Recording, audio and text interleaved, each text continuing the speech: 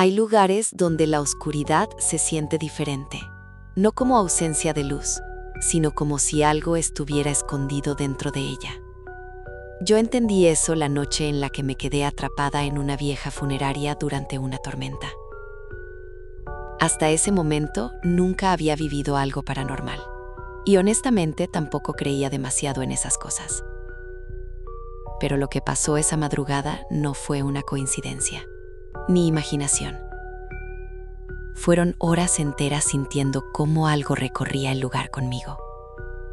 Algo que parecía despertar cada vez que el reloj avanzaba más hacia la madrugada. Te cuento. Todo ocurrió cuando yo tenía 17 años. Una amiga cercana, Valeria, trabajaba ocasionalmente ayudando en la funeraria de un familiar suyo.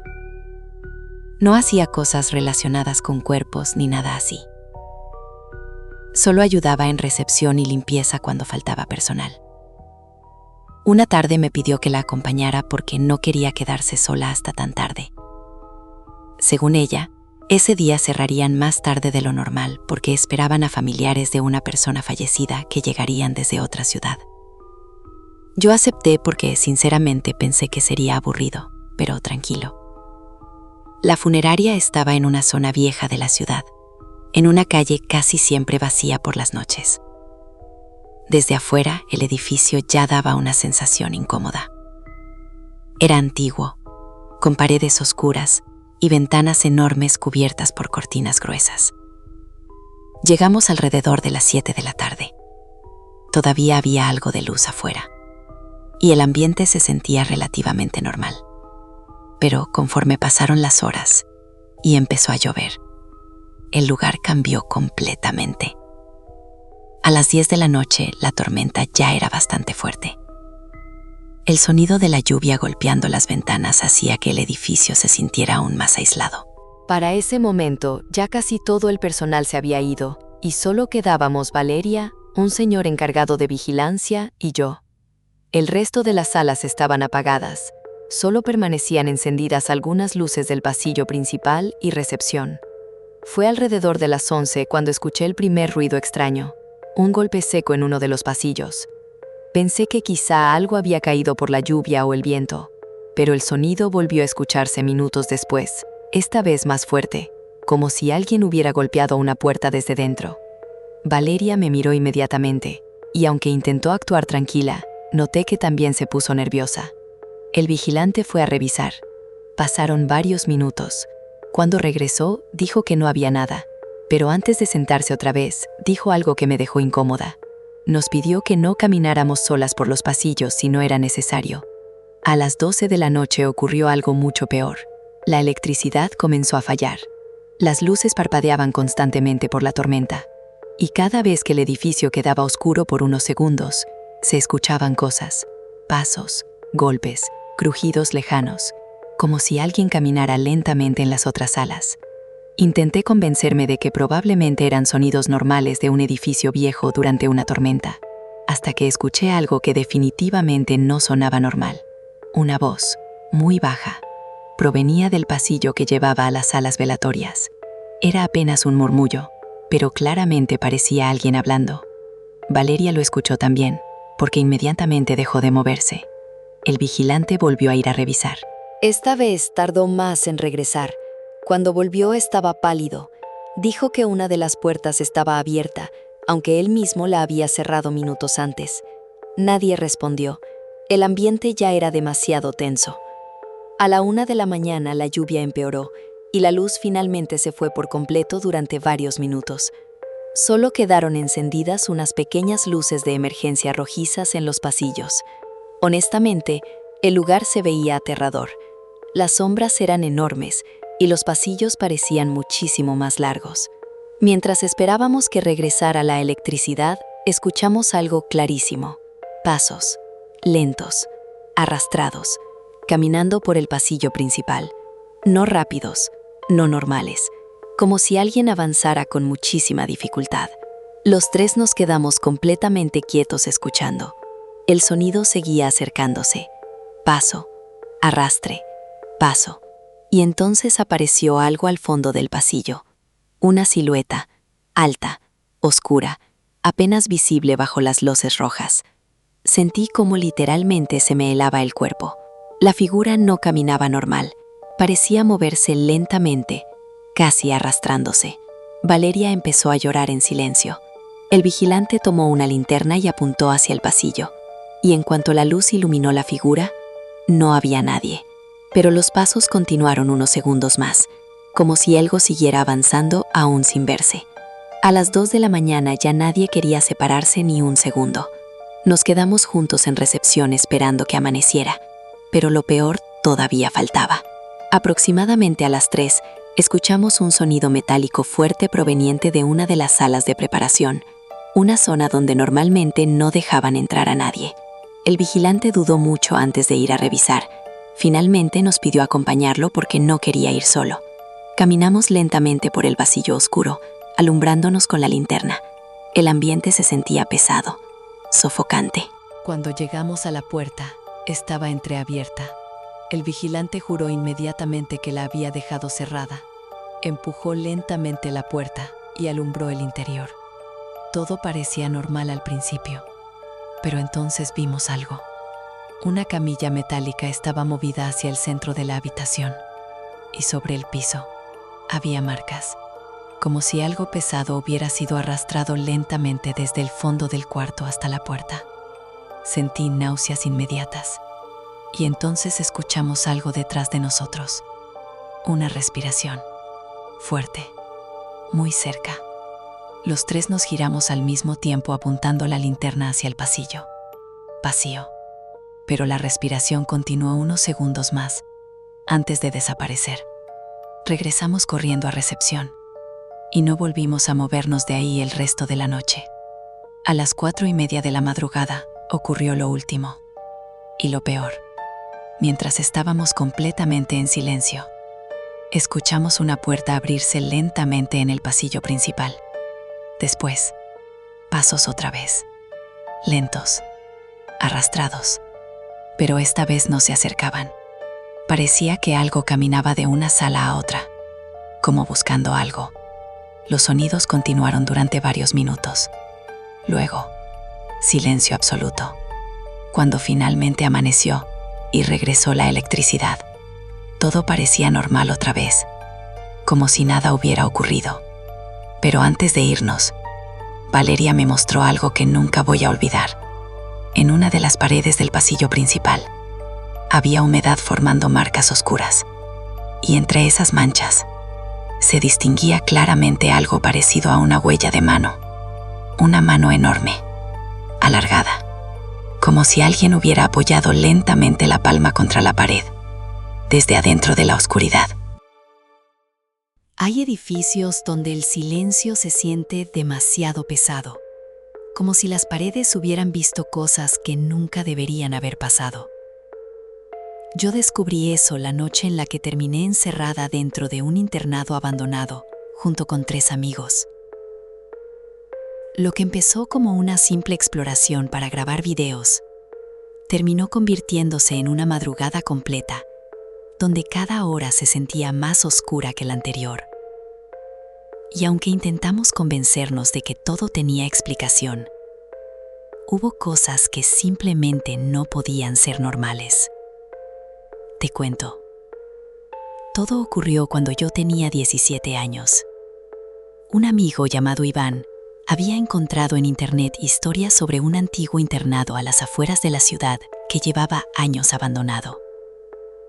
Según varias personas, el lugar había cerrado después de un incendio ocurrido décadas atrás.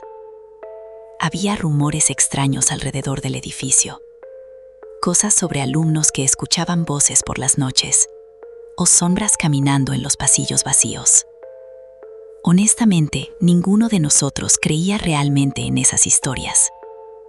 Solo queríamos entrar para grabar videos y asustarnos un rato entre amigos. Éramos 4 personas esa noche: Iván, Valeria, mi amigo Daniel y yo.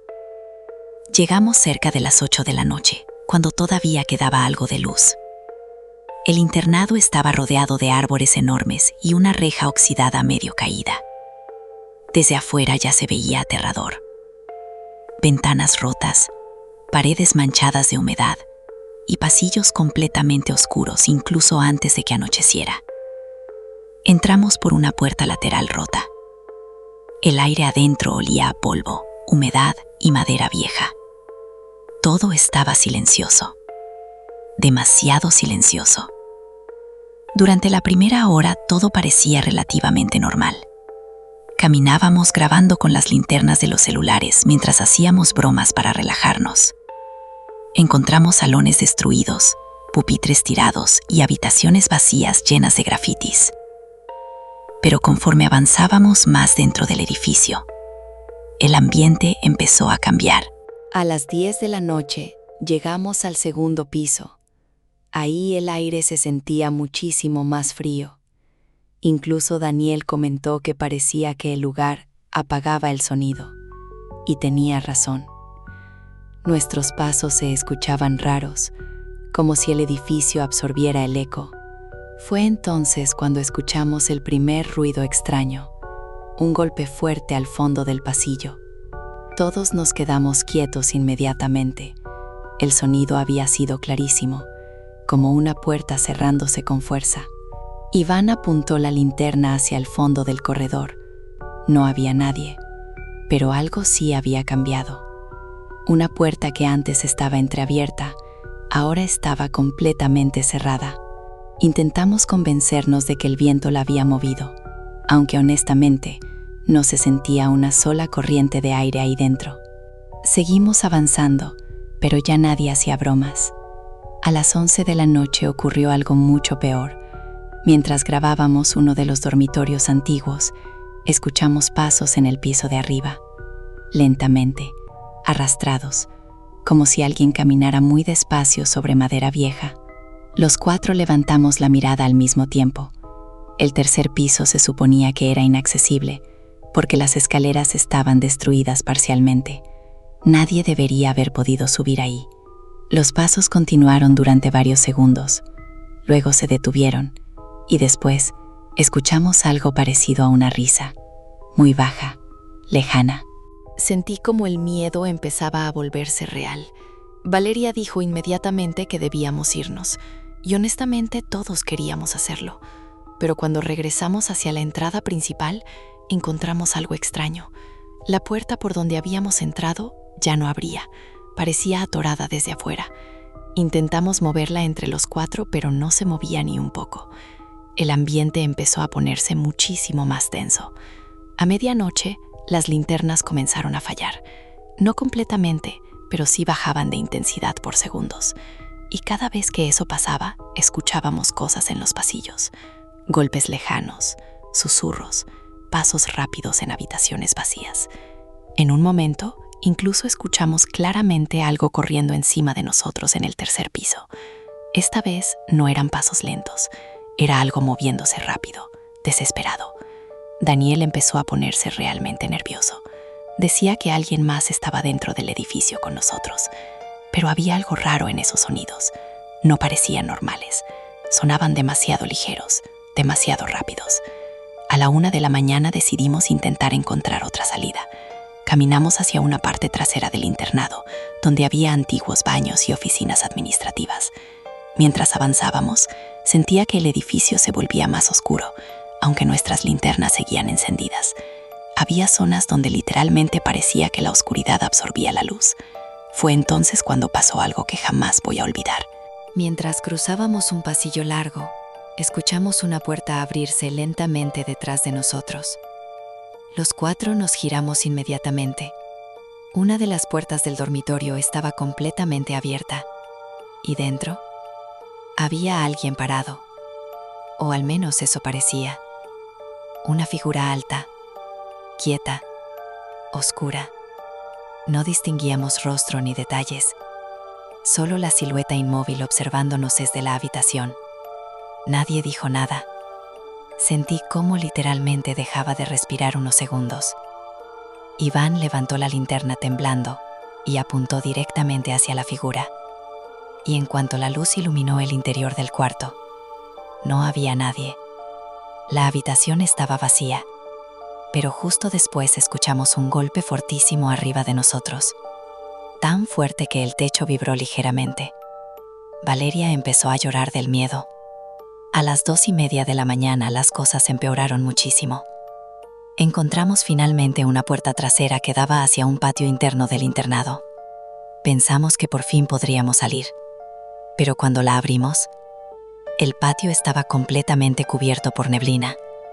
Una neblina espesa y extraña que prácticamente no dejaba ver nada.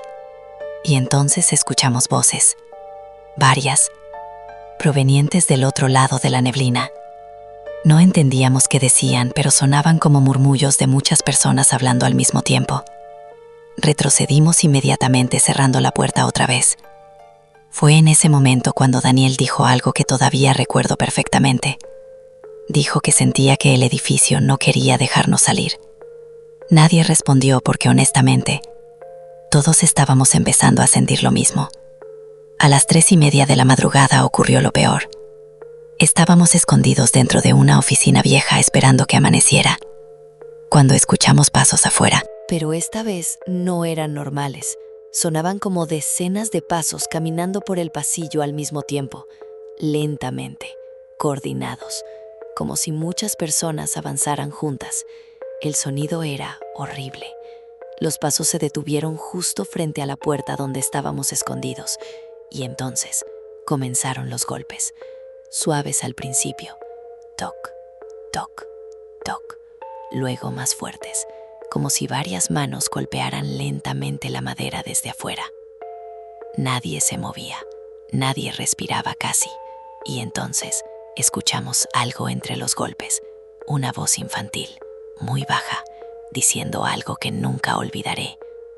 No deberían estar aquí. Sentí un terror tan fuerte que honestamente pensé que iba a desmayarme. Los golpes continuaron durante casi 1 minuto completo y luego se detuvieron de golpe. Silencio absoluto.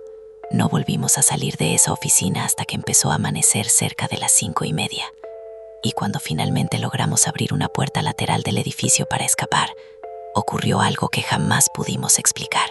Afuera ya había luz suficiente para ver claramente el internado desde lejos, y en varias de las ventanas del tercer piso vimos siluetas, quietas, observándonos desde arriba, demasiadas para ser personas normales. Y lo peor era que el tercer piso llevaba años clausurado, porque después del incendio, parte del suelo había colapsado completamente.